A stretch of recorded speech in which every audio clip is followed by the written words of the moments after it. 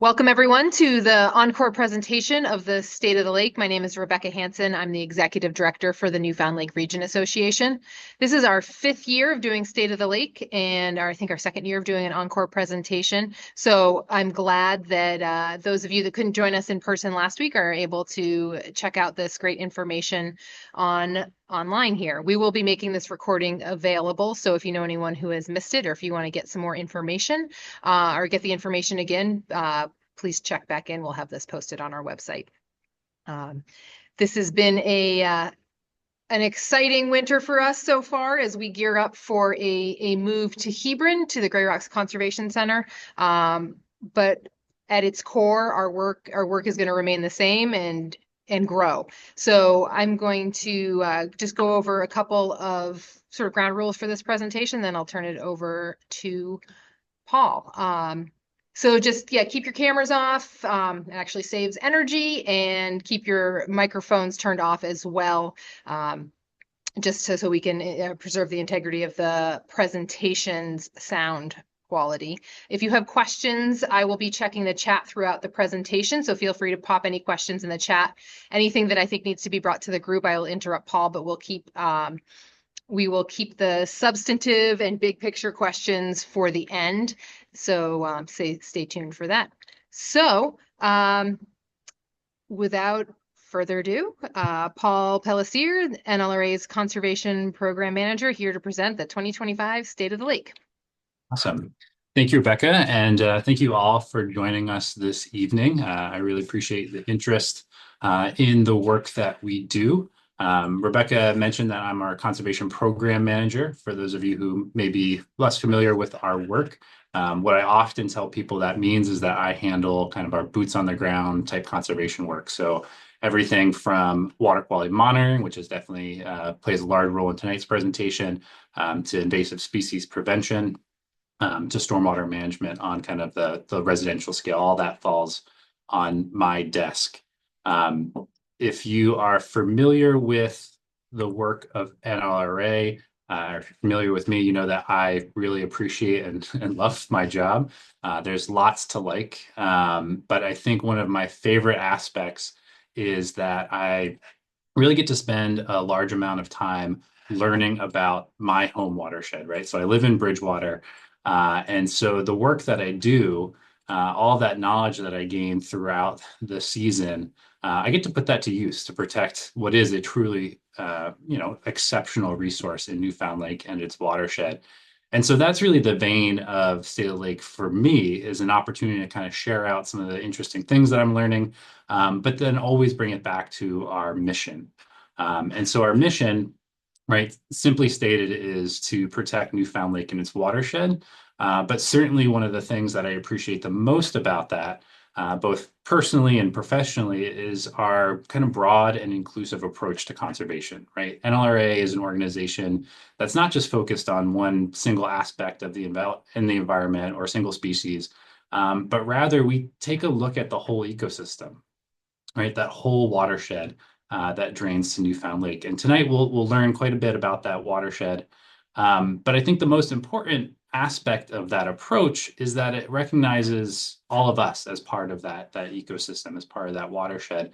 And we really do encourage everyone to learn more about this special place and invite people to kind of understand their roles in that watershed and the responsibilities we all have to work to protect it.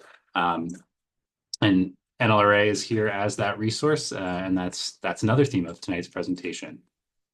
So a little bit of a roadmap of where we're going.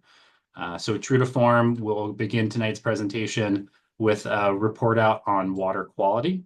This is an interesting year, and for water quality, namely because we're still responding from all of the rain that we received in 2023. So I'll make some comparisons and contrast what we saw in 2024 versus 2023. But lake health is really only one side of the work that we do to protect water throughout the watershed. The other side is really focused on protecting water resources throughout Newfound's watershed. And so if you've hung around lake conservationists or been to some of our events, you've likely heard us use the phrase that the health of a lake is a reflection of its watershed. And this is really kind of unescapably true due to some pretty simple facts like water tends to run downhill as it does, right? It carries things with it. And lakes being at the bottom of those watersheds tend to receive and hold on to some of the things that that water brings to them.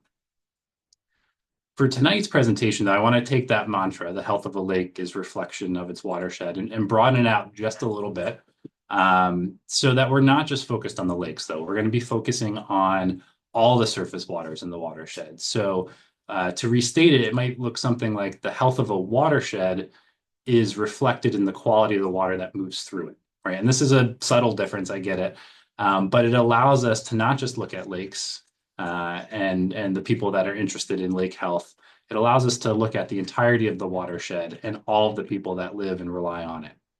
So we'll end the presentation tonight by taking a look at our tributary monitoring program and some of the interesting things that we're learning about our watershed through the water that comes from it. All right, so diving into water quality right off the bat. Like I mentioned, this is really a story about two vastly different years for precipitation, right? We can remember back to 2013 and all of those storms that we had. It was, one of the wettest years on record, definitely the wettest summer on record. And all of that input certainly has an impact, right? And the impact from wet years is fairly obvious, right? We see the water in our streams, in our rivers, turning that chocolatey brown color. And we can imagine all of the sediment and nutrients and pollution that are reaching our lake. Now, contrast that with 2024. We had a relatively dry year. We had the presence of drought multiple times through the season, and we had some extreme heat. And so while generally when we have dry years, we tend to have improving water quality trends because there's less input to the system, meaning there's less nutrients and sediment coming in. And so there's less of an impact. But the extreme weather we saw last year has its own impact in some subtle ways that I'll talk about in just a little bit. So this is kind of the 30,000-foot view of these 2 years from a water quality standpoint. I'm going to dig into them a little bit further by looking at some graphs that I'm going to set up momentarily. So before I put anything on this figure, I want to kind of walk you through what you're looking at. We're going to take a look at year-over-year accumulated precipitation for as recorded in Bristol, New Hampshire.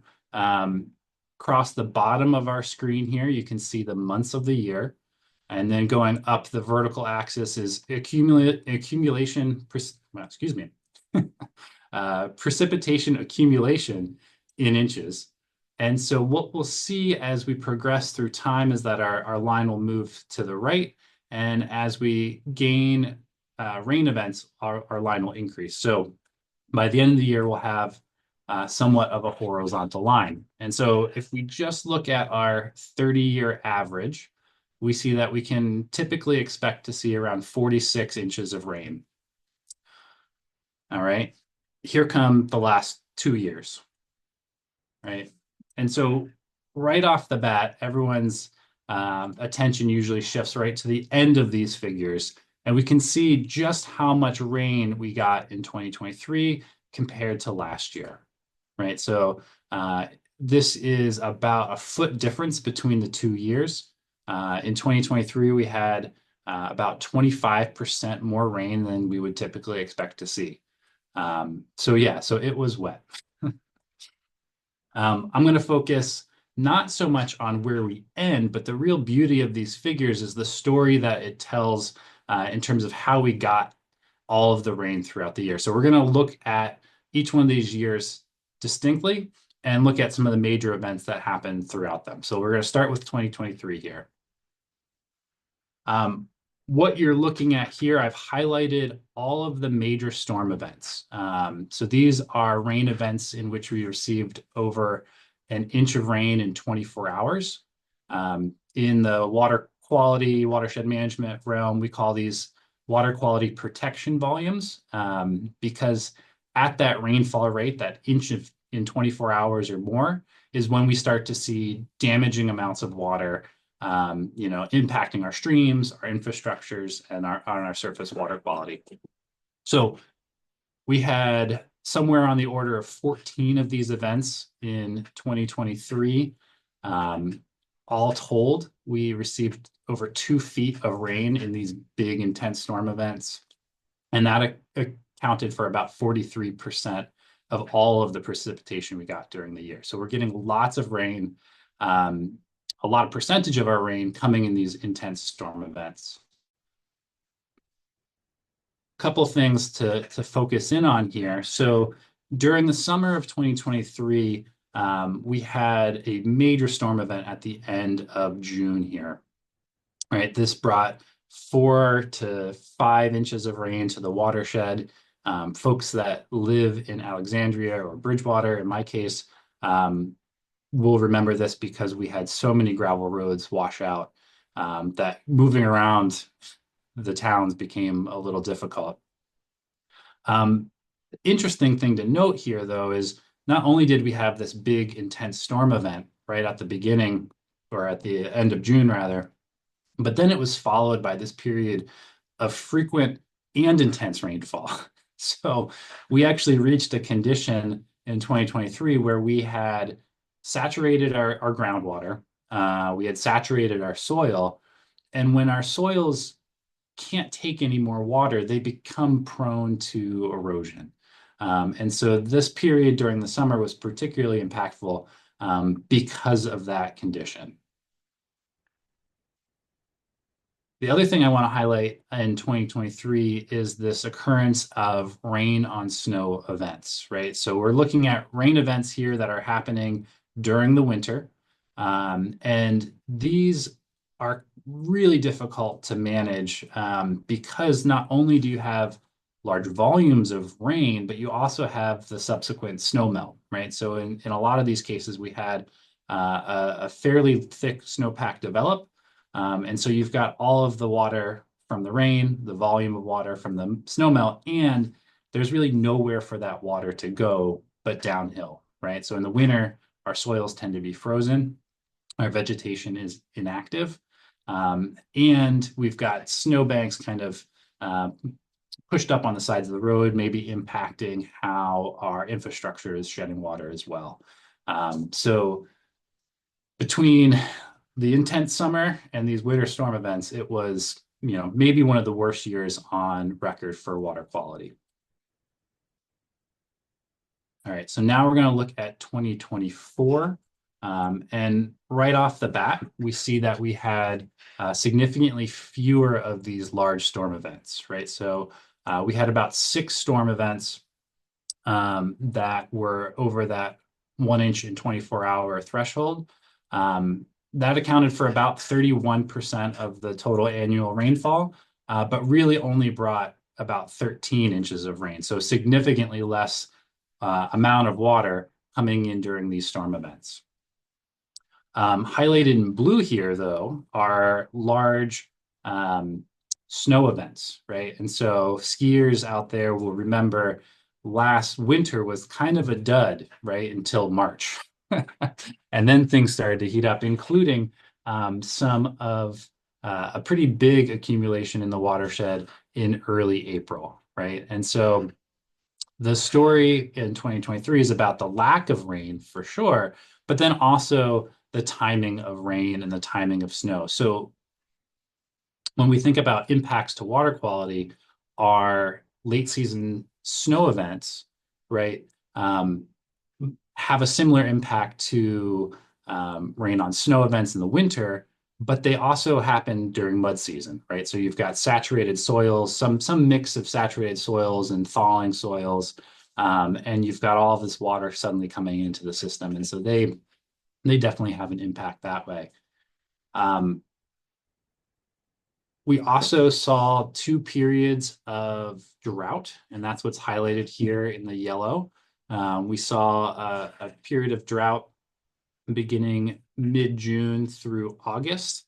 and one that began kind of the middle of September and actually persists under our snowpack currently. So drought is a measure of how much moisture is in the soil. And because we had such a dry fall, we depleted that soil moisture. And even though things froze and we have a snowpack, at least for the next couple of days, we'll see what this rainstorm brings. Um, the water is not able to recharge the soil. So we're actually in this period of drought. We also had some extreme heat in the middle of summer. And my point here is that while the impacts of large storm events and really wet years are a little bit more obvious, the impacts of heat and drought and lack of precipitation on water quality really start to change the way that the biology is functioning in the lake, right? So when we have warm water, it holds less oxygen. When we're not getting that recharge of water from our tributaries, the surface water in the lake starts to promote the growth of algae and bacteria. And we're going to talk a little bit more about the impacts that this precipitation or lack thereof had on water quality in just a moment. So I've got 3 more graphs coming your way, so bear with me. I'll try to explain them as we go. But we're going to start looking at parameters as we measure them at the deepest location in the lake, right? So we've got a map here of Newfound with our 7 long-term monitoring locations marked on it. Tonight, we're only going to focus on the deepest spot in the lake for a number of reasons. Number one is that it is the monitoring location that's kind of least affected by direct runoff or influence from the shoreline or tributaries. And so it sits over a lot of water. And so trends that we're seeing at the deepest location in the lake tend to be indicative of things that are happening lake-wide, right? So if we're picking something up in this very isolated spot, we can assume that things are affecting our other sites equally. And when we look at data from our other sites, that's generally true. So what we're going to look at is water clarity, total phosphorus, and chlorophyll A. I'll explain each one of those as we go. Water clarity is a measure of how deep we can see into the lake. So here is Sawyer doing just that. He's lowering a black and white Secchi disc down into the water column and marking the depth at which we can no longer see that disc. This is a really rudimentary way to get at kind of everything that would affect water quality, from algae and bacteria to carbon and particulates to schools of fish. But we've been doing it in lake ecology for a long, long time. And so it's kind of the standard metric for lake health. When we look at the graph itself, we've got these depth readings, right? So the higher the number, the better the water clarity, the deeper we can see into the lake. So high numbers are good in this case. And then we've got data at the deep spot going all the way back to 1978. And tonight's presentation isn't really going to focus on long-term trends so much. But I want to draw everyone's attention just the past couple of years so we can start to understand how bad of a year 2023 was, but then also kind of see how the lake is rebounding since. And I want to say right off the bat that large lakes like Newfound have a natural ability to recover from isolated extreme weather events or the periodic really wet year like we saw. And our data is really helpful in this way because it allows us to look back through time and see how the lake has responded so we can maybe get a sense of where we might be headed. To zoom in on this even further, right, we can just look at the past 2 years. This dramatic spike downward in water clarity is 2023, and then we can start to see that increase in recent years. right? If we're looking at dramatic spikes, we have to talk about what happened in 2011, right? This was Tropical Storm Irene. And you can kind of see that rebound that happens, and it does take time. Um, I think that's one of the big takeaways is that while the lake has the ability, um, the rate at which it recovers is largely dependent on the weather that we will receive in the next couple of years. And the fact that 2024 was dry was a huge benefit right off the bat. So total phosphorus. Well, phosphorus is what we call the limiting nutrient in aquatic systems. And if you have no idea what that means, you're in good company. It's definitely a bit of jargon there. But simply put, phosphorus is a nutrient that we care about because a little bit of phosphorus can go a long way to spur the growth of algae and bacteria, right? We measure this stuff in parts per billion, and a fraction of a part per billion can be significant.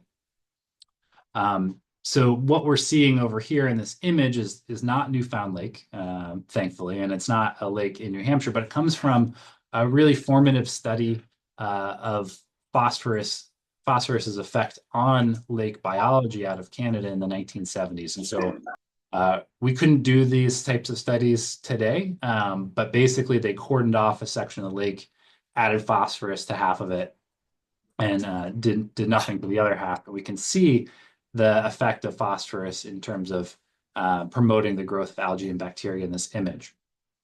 If we look at phosphorus at the deep location in the lake, again, we're looking at here from 1986 to the present. And here we want low levels of phosphorus.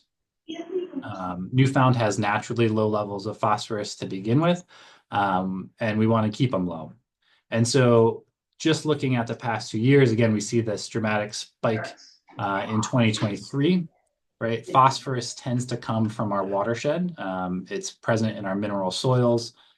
There's a little bit of phosphorus that comes from the atmosphere.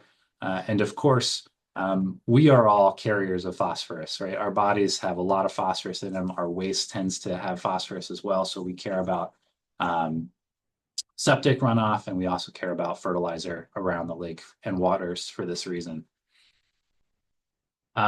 Interestingly enough, in 2023, we see the lake, our median phosphorus levels below what they were in 2022. So we had this big spike and this big dramatic decrease.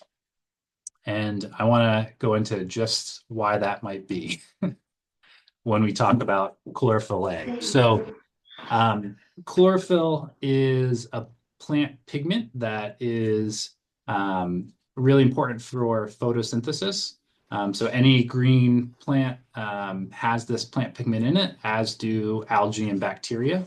And algae and bacteria tend to form the base of the aquatic food web. And so for lakes like Newfound, we want to keep phosphorus and chlorophyll relatively low. And again, we can see that impact phosphorus in terms of increasing the growth of chlorophyll in 2023. And then we see this recovery start to happen in 2024, but not to that same degree that we saw total phosphorus recover, right? So we've got more algae and bacteria in the lake because we had this big input of phosphorus in 2023. And we're going to have more algae and bacteria in the water, more than likely for a few years moving forward.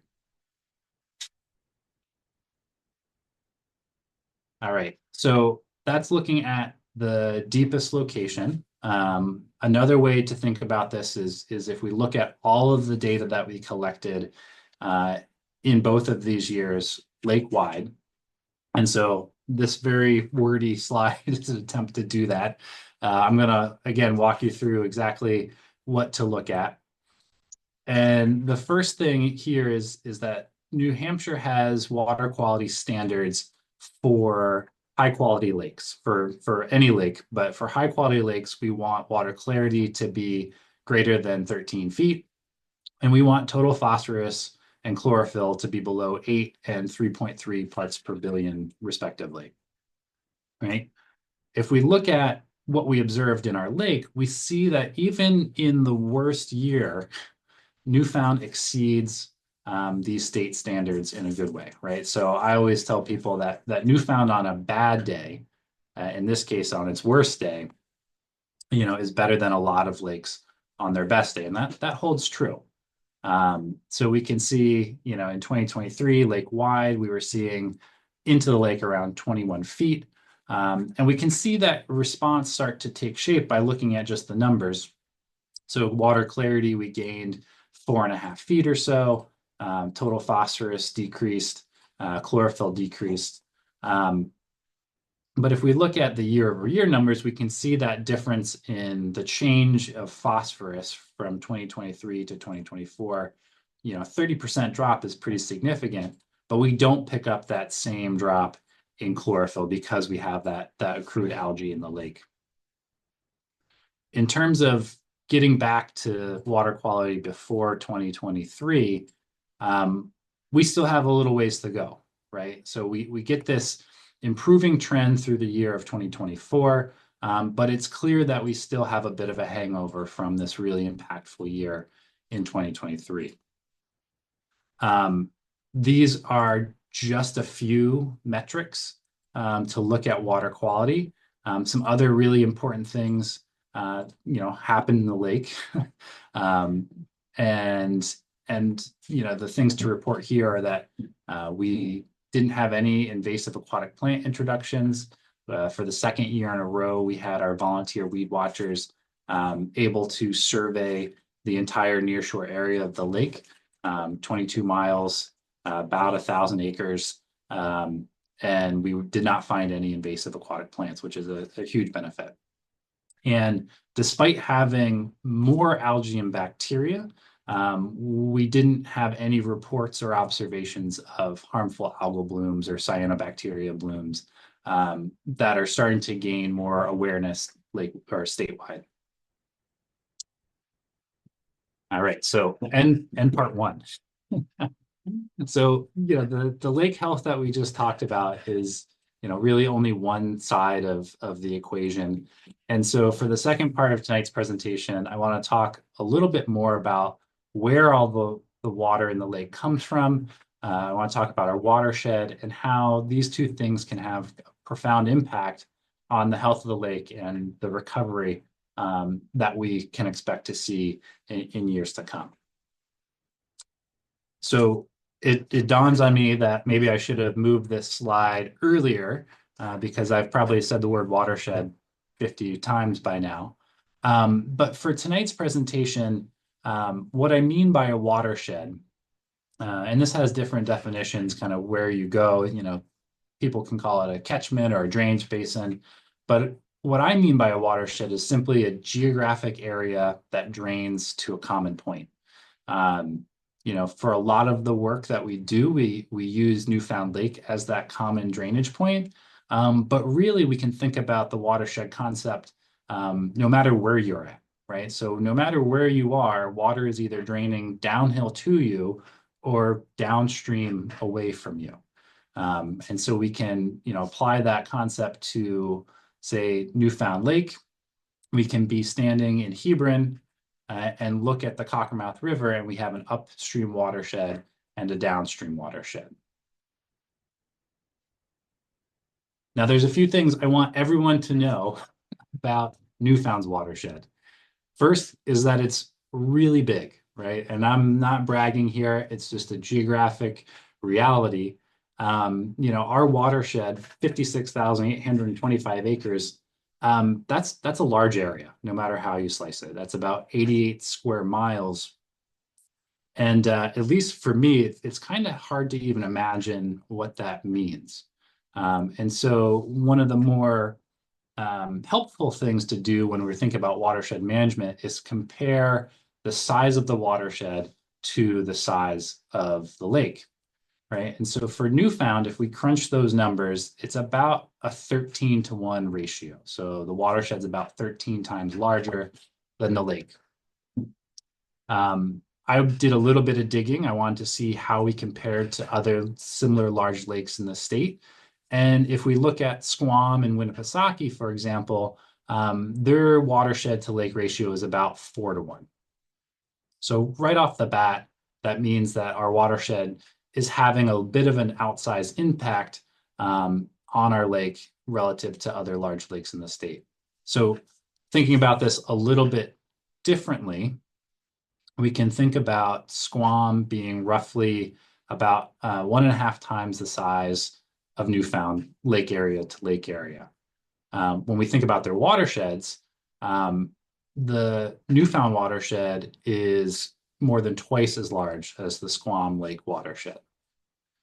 And then thinking about Winnipesaukee, right, it's about 10 times larger a lake, but its watershed is less than 3 times as big as Newfound. So again, not bragging, but we've got a big watershed. And what this actually means is that when it rains, our watershed concentrates a lot of water to that common drainage point, right? And that has both pros and cons on water quality, right? We can think about all of that water recharging our lake, so flushing out some of the things that are in it, if it happens in a controlled way. Or if we have a lot of intense storm events happening, that means it's bringing more sediment into the lake. So it's big and it matters. It's also really steep, right? Maybe not overhanging like this picture might suggest, but over half of our watershed is what we would consider steep slopes. So 56% over 15% grade.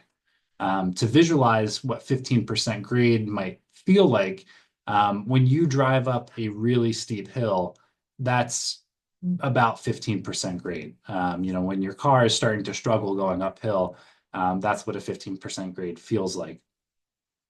And then 22% is over 25% grade. And so these would be considered really steep slopes. And these are slopes that, the average person would have a difficult time walking up for a prolonged period. What does this mean for water quality?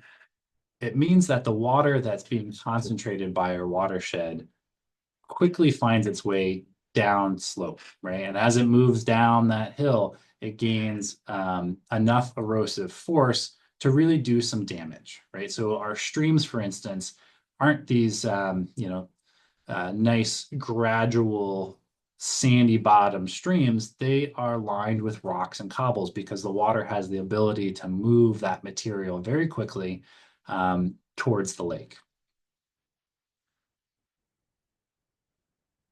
Here's what that looks like visually, right? So the areas in yellow are those 15% slopes, those steep slopes. The areas in red are those 25% grade, really steep slopes. Everyone who lives in the watershed, try to find where you live, right? I live in Bridgewater on one of these yellow sections, right? And so we can start to think about not only how water moves through the watershed, but how we are impacting the watershed by where we live, right? So when we develop, we have, a pretty innate ability to impact how water flows. And folks that live on these steeper slopes have an added responsibility to manage that water. So the third thing I want folks to leave tonight's presentation with, knowing about our watershed, is that it's mostly forested. And these forests do a lot of work, right? This data comes from the Hubbard Brook Experimental Forest, so just up the road, a couple exits in Thornton. But native, healthy New Hampshire forests, only about 10% of the water that falls as rain actually makes it to a stream, right? 90% of that water is either evaporated, transpired through the vegetation, or is held in the soil long enough so that it can be evaporated and used by the vegetation at a later date. So right off the bat, trees and forests are really important for controlling all of that water that comes into our watershed. Now, This drives home the importance of land conservation. So currently about 25% of the watershed is in conservation in one form or another. It's about 14,700 acres, largely concentrated in the steep headwaters areas. But we have some initiative to try to push that to about 30% by 2030. And that's really just speaks to the importance that these forests have in protecting not just water quality, but providing habitat as well. So forests are great, but development also really matters. And while 5.3% doesn't seem like a lot, and I want to clarify that percent is actually concentrated development. So this is, town center development, residential properties around the lake, paved roads. That's what that 5.3% means. And I have a hunch that not included in that data is a bunch of dispersed rural development and gravel roads that would be obscured from the satellite imagery that this number is based on. So development really matters. And I want to bring this back to phosphorus for a second. So sources of phosphorus that I mentioned earlier, a lot of phosphorus, about 90% of the phosphorus in the watershed is actually held in our mineral soils, right? So phosphorus ultimately comes from the weathering of granitic bedrock, which we have in spades.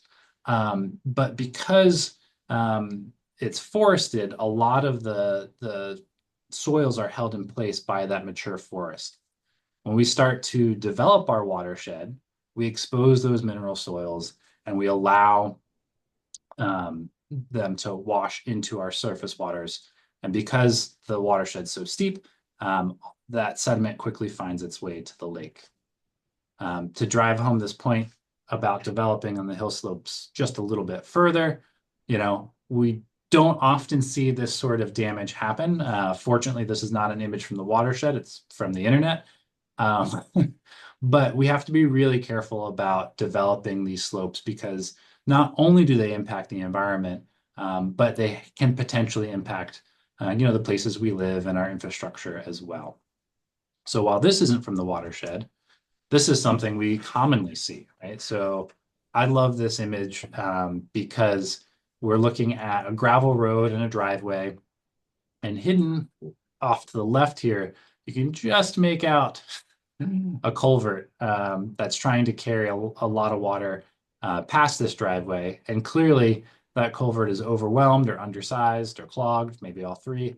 And we see what happens, right? And so when we erode our gravel roads, we're exposing more of that mineral soil. We're carrying that soil very quickly into our stormwater system that ultimately makes it into our lake as well.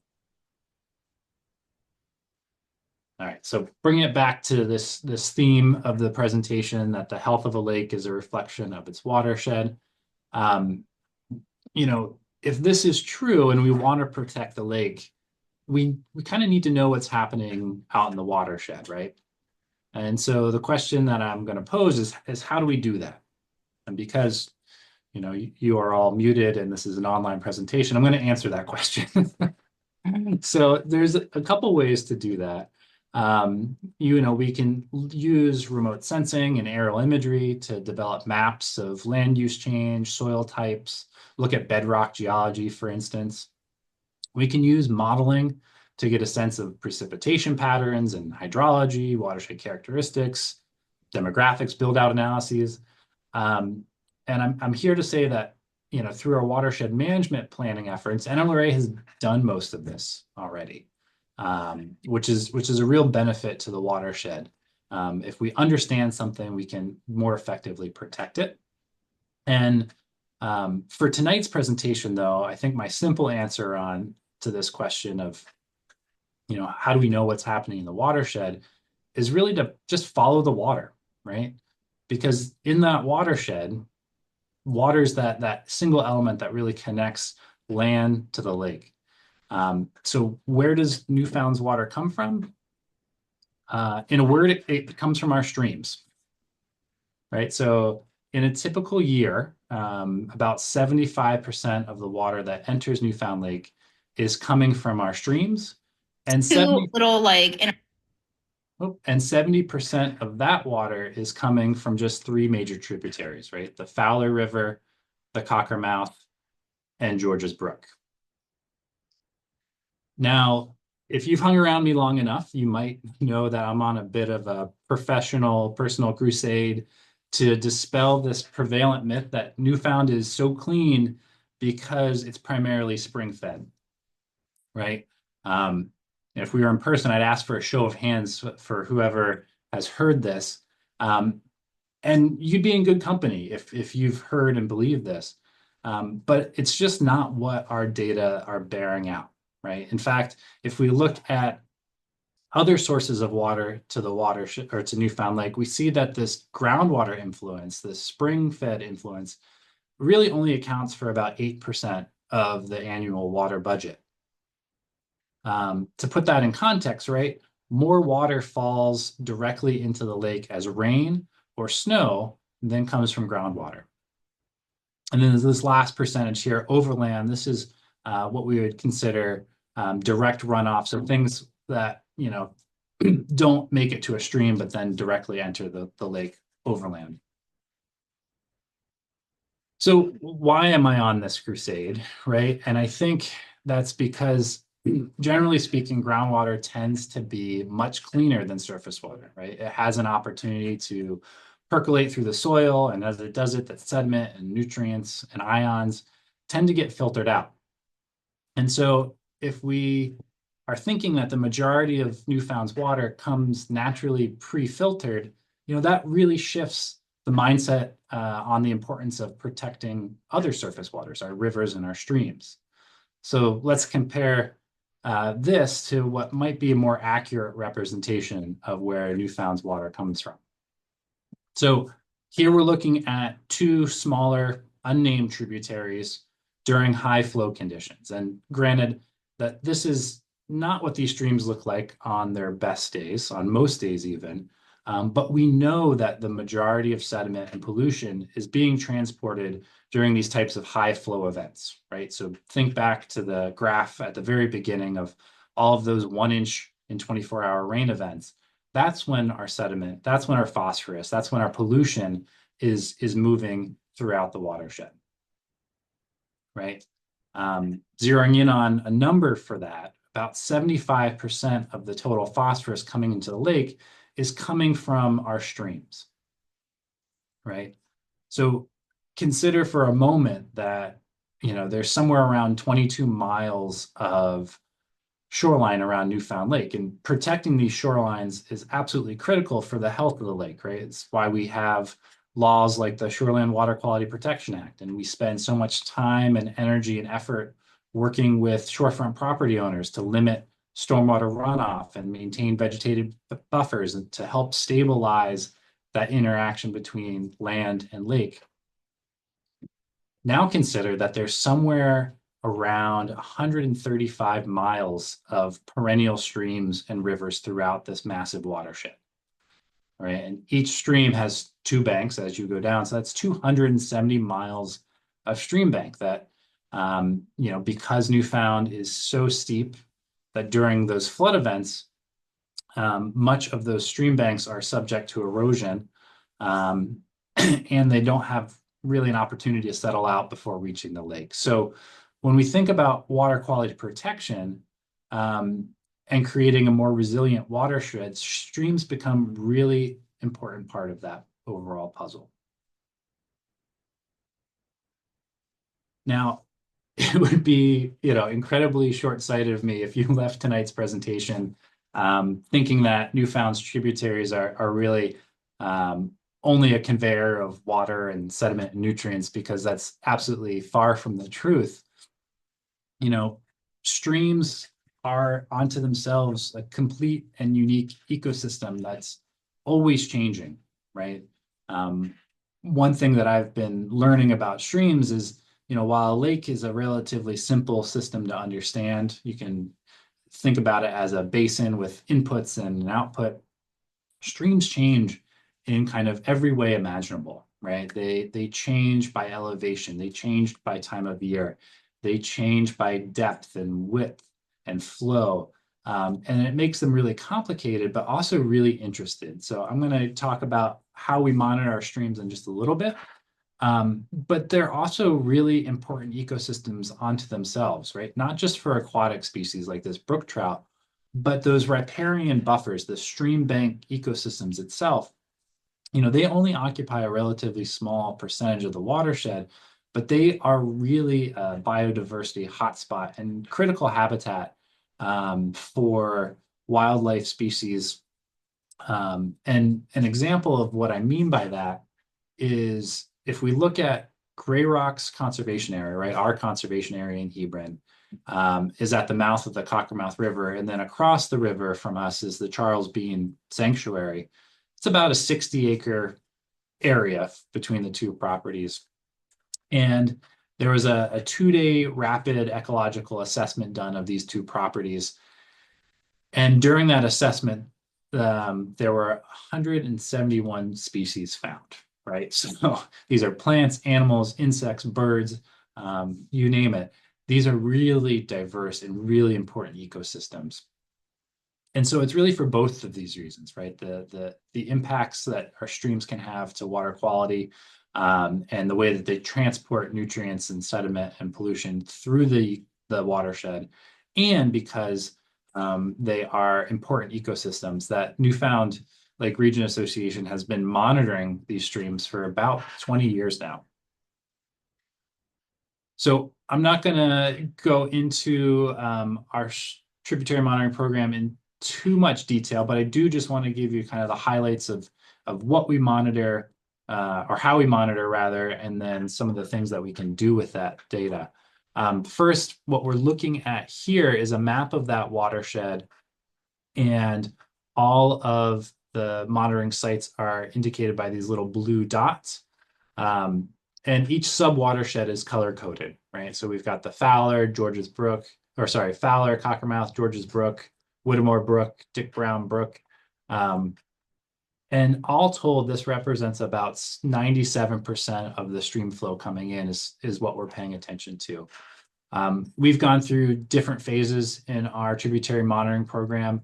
It was initially set up to develop these water and phosphorus budgets that I keep referencing. So like answering the questions of how much water, where it's coming from, how much phosphorus, where it's coming from.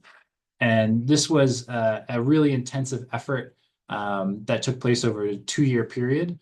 People were going out on a weekly basis to 24 sites, generally around the lake, to collect this really important baseline data. Following that intensive period, we scaled back a bit. We limited ourselves to 12 sites, and we're really focused on kind of expanding our data set a little bit to answer some unanswered questions that we had.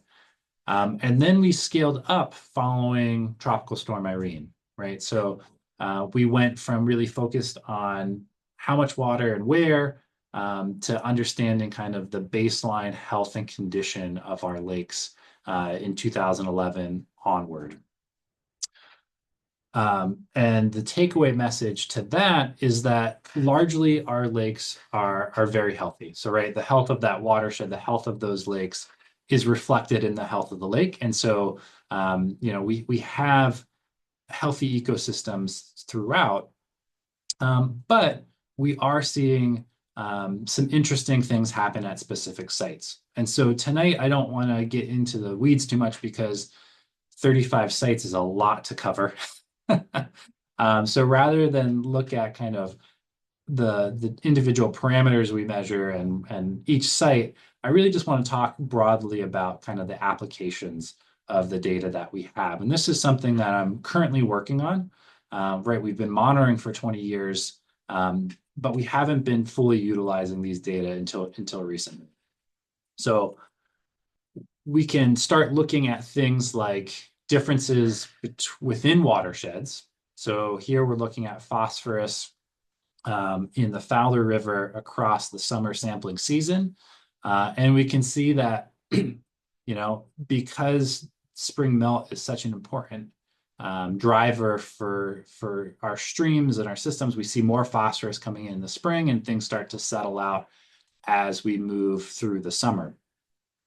So we can look at differences within watersheds. We can look at differences between watersheds. And so here we're looking at May phosphorus values at all of our sites. We can start to see sites that have higher concentrations of phosphorus relative to other areas of the watershed. And this is important because, we can start to understand how much and where phosphorus is coming from, but also use this data to start asking more questions and maybe targeting some of our conservation efforts. We see seasonal trend in the data that we have, and this is pretty amazing. And temperature so again, we're looking at Fowler River monthly temperature, and we see this beautiful arc as our stream temperature increases through the summer. And we can start to see how different areas of the watershed start to group out. And we can ask the questions of why and what's going on there. And this is asking these questions is really where I'm at in all of this analysis. But these three sites tend to be our mainstream sites in the Fowler River. So as all that water comes out of our watershed and starts to form these larger river networks, it makes sense in a lot of ways that they would be warmer earlier in the season and then maintain temperature and be a little bit cooler towards the end of the season. We can also look for hotspots, right? And so we're looking at the Cockermouth River now and all of the sites within the Cockermouth River, and we can start to see some things shake out as potential areas of interest. So as I mentioned, streams are tricky. This is an active area of research. There's lots of complicating factors, and everyone wants to jump right to change over time. But the reality is that controlling for precipitation, controlling for time of year and discharge, and all of these things make this change over time a little tricky. It's definitely on my want to do list. But the main takeaway is that our streams are telling us a story, and it's a really useful story to know, right? If we want to learn more about water quality in the lake, it pays dividends to understand where that water is coming from. So we're nearing the end of tonight's presentation. And once more, this is probably the last time I'll say it, I want to bring us back to that mantra of, the health of a lake is reflected in its watershed.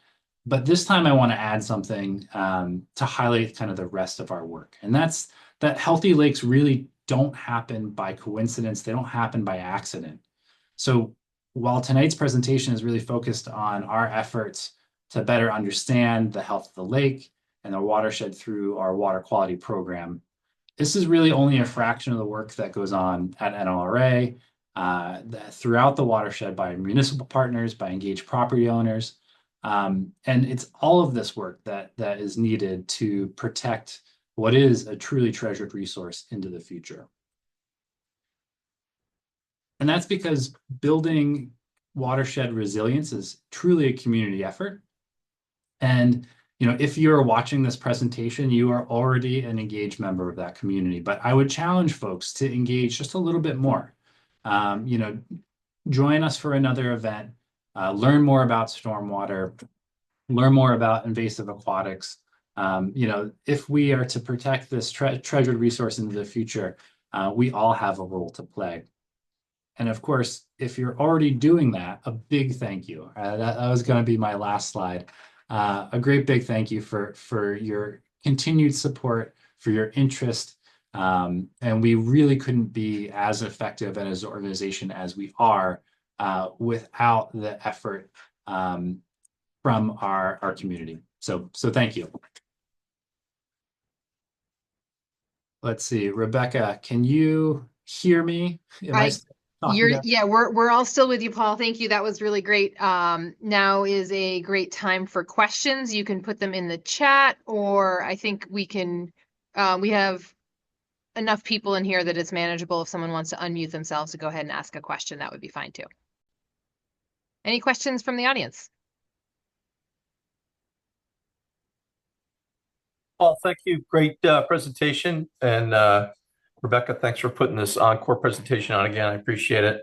Last year in the State of the Lake, I want to say that we talked about kind of an outreach or an education program in one section of the lake where we were monitoring.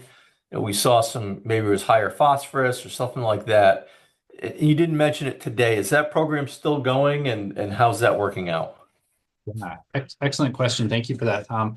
Um, so I think what Tom might be referencing is our initiative to set newfound specific water quality targets, right? So going back to that concept of newfound on its worst day is better than a lot of lakes on its best day. Last year, we got together with a group of stakeholders from New Hampshire Department of Environmental Services, the University of New Hampshire, NLRA representatives and volunteer water quality monitors to come up with a new set of standards.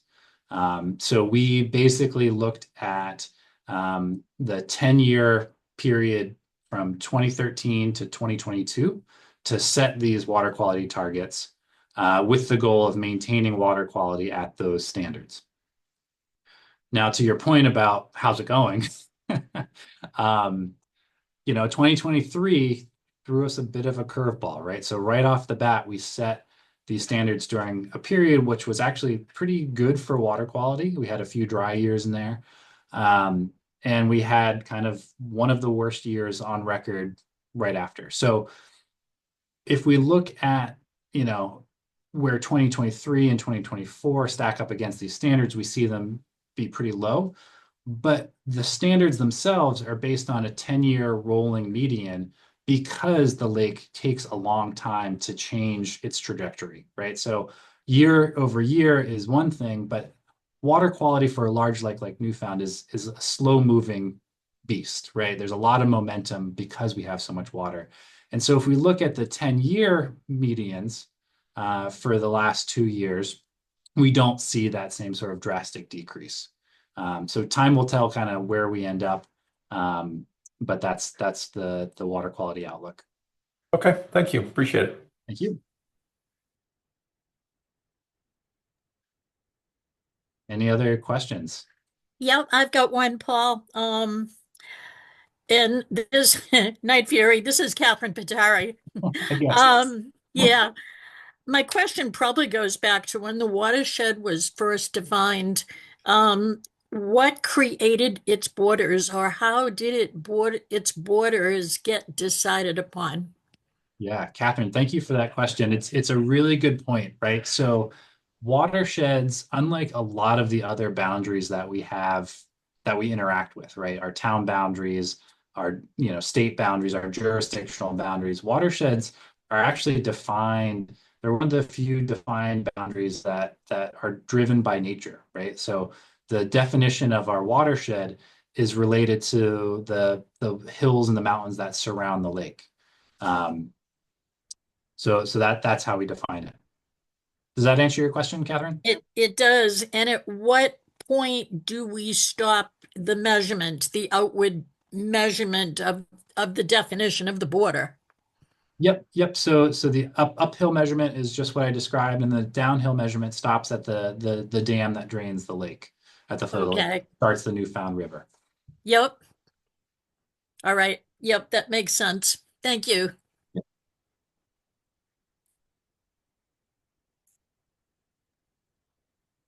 Any other questions from the audience? Great. All right. Paul, you must have done a very thorough job. But please reach out to any of us at NLRA if you have any follow-up questions. We will be posting this presentation on our website, and you'll see it go out in our email newsletter as well. So if you want to watch the encore presentation one more time, you are welcome to. With that, thank you, Paul. Thank you all for being here. And if there are no other questions, we will say good evening. Applause. Thank you very much, guys. Have a good night. Good night, everyone.